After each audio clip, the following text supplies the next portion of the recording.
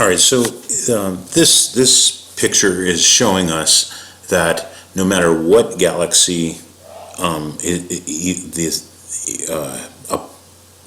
someone looks out into the universe, they will always see the same Hubble shift. That is, what I said before is you'd have somebody at, some observer at Galaxy 3 will see, Galaxy 2 moving away at 7,000 kilometers per second, and then twice as far away it would be 14,000, and no matter what direction, and it would be a spherical radius of 100 megaparsecs. All right, so if an observer was in Galaxy 2, they would see the exact same Hubble constant. That is, Galaxy 1 for them would appear to be traveling at 7,000 kilometers per second, but Galaxy 3 would also be traveling at 7,000 kilometers per second, but now Galaxy 4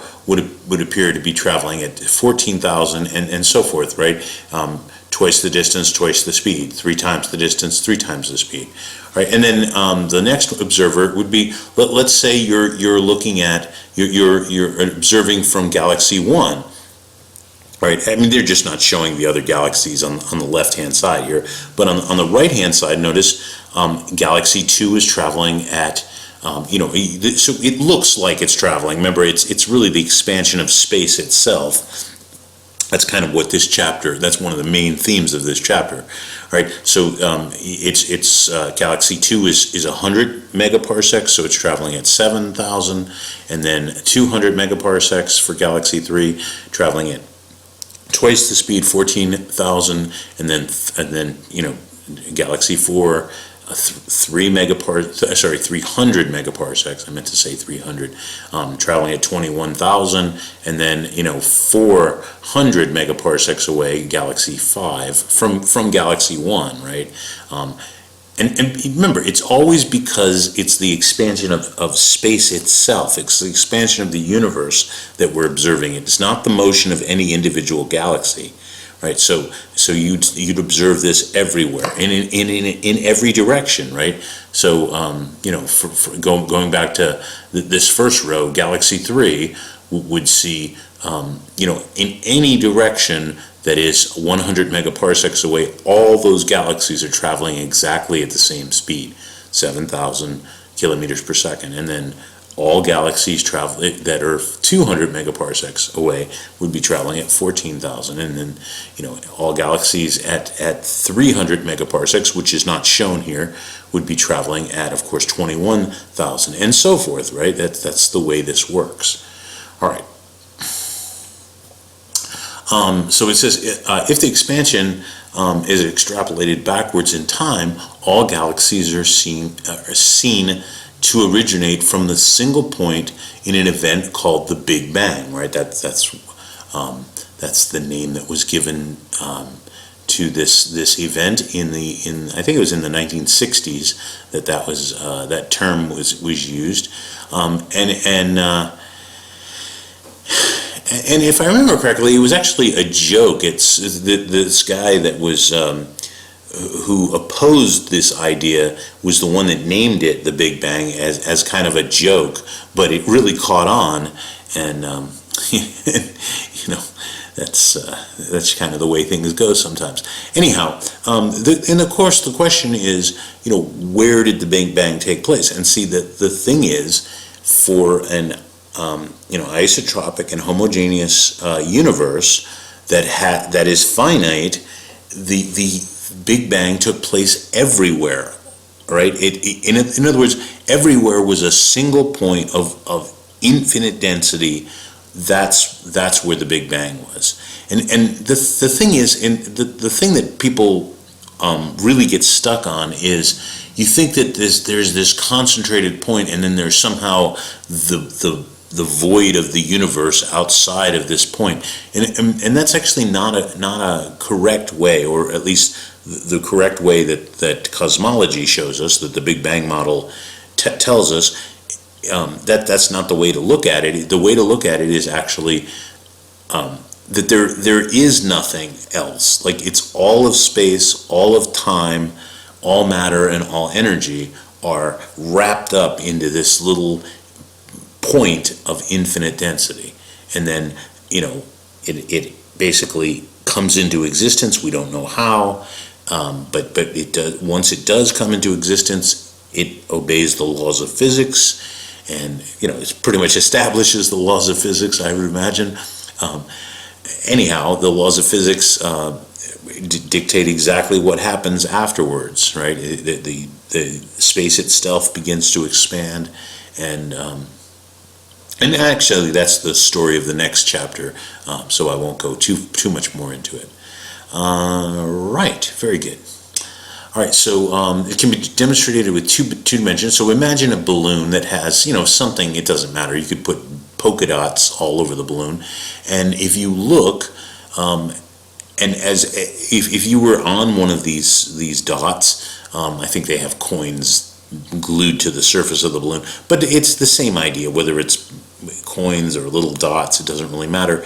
If you take one of those dots to represent, or coin to represent a galaxy, and as the balloon is blown up, it would appear as though all the galaxies are moving away, and that's exactly what we see, right? That's what Hubble's law shows, right? It's not the individual motions of the galaxies. I mean, they certainly are moving in all sorts of crazy directions, but that's not what, that is so minor. The little tiny individual motions are so minor compared to the expansion of the universe itself, that at great distances, that's all we see is the expansion of space, and there is no center. That's the other idea of this idea of the cosmological principle, that everywhere it's homogeneous,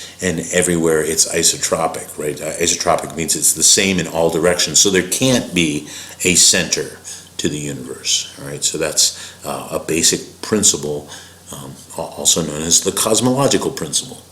All right, so what we see is kind of what I've been hinting at all along, is that the redshift is really cosmological. That is, it is the expansion of space itself. So in fact, most people who really focus in on, astronomers that focus in on cosmology, really talk about the redshift and not really the recession velocity, because the velocity, even though it appears as though it's a velocity, I mean, it's something you measure in your telescopes using the Doppler effect, it's really the redshift that counts, right? That's the thing.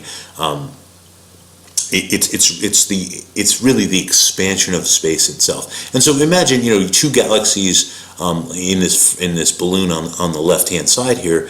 Let's say light leaves one galaxy and it's a certain wavelength, let's say a blue wave, and then it takes time for that light, because the speed of light is a finite number, 3 × 10⁸ meters per second. It takes time for the light to go from one galaxy to all the way to the nearest galaxy, or a nearby galaxy. It doesn't, and so as time goes, if the galaxies are far enough apart, what happens is, during the time that the photon is traveling, the universe expands, right?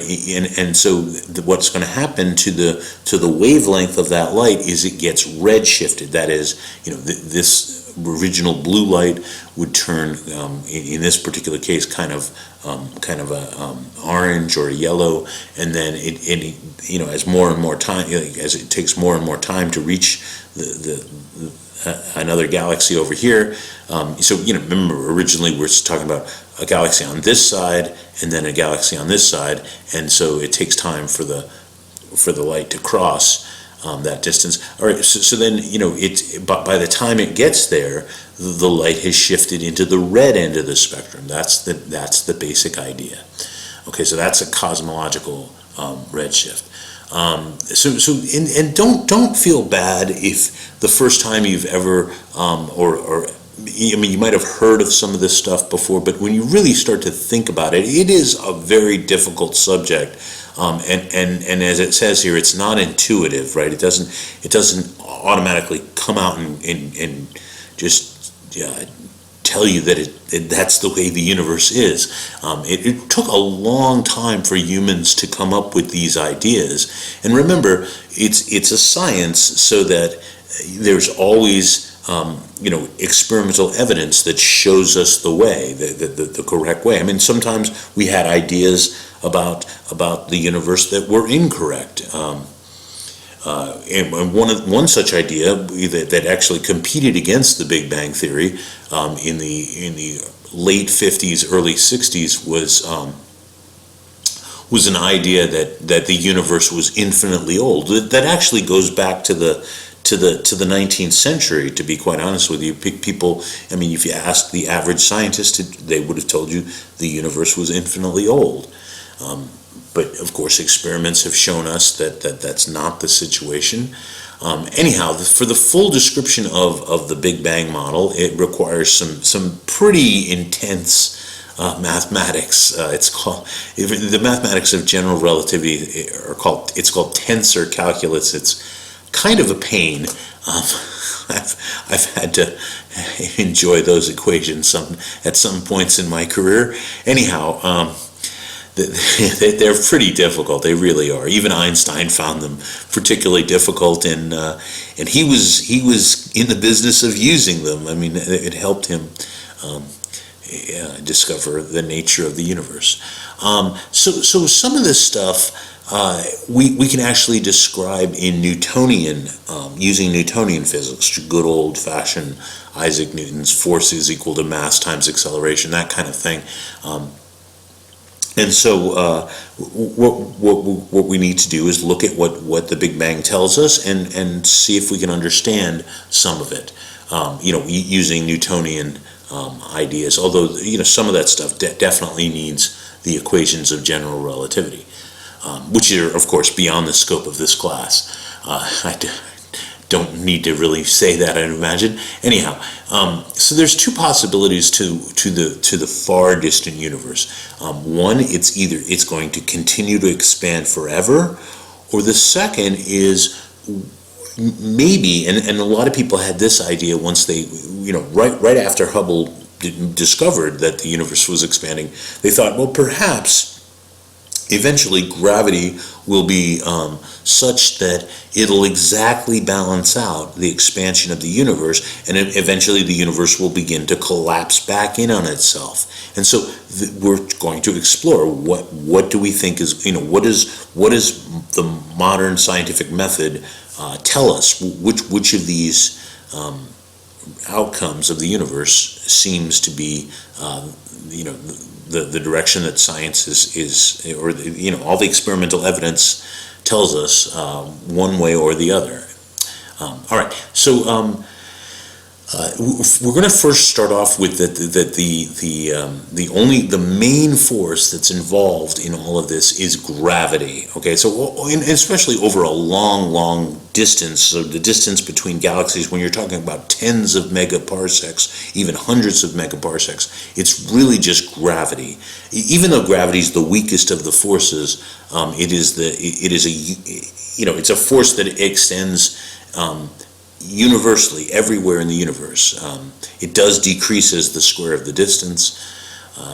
Anyhow, it depends on the overall density of the universe, and so this is what we imagine. Either the universe is going to continue to expand forever, or there's just enough mass in the universe, the mass and even the density of energy as well, for the universe to collapse back in on itself. It's kind of like thinking about somebody trying to leave the Earth. If they're traveling too slow, they're going to come back to the Earth. If they're going faster than the escape velocity, they leave. It's a good analogy. All right, so we come up with this thing, and this actually comes from general relativity, this critical density, and there it is. It's 9 times 10 to the minus 27th kilograms per cubic meter. That's what's needed to collapse the universe. Okay,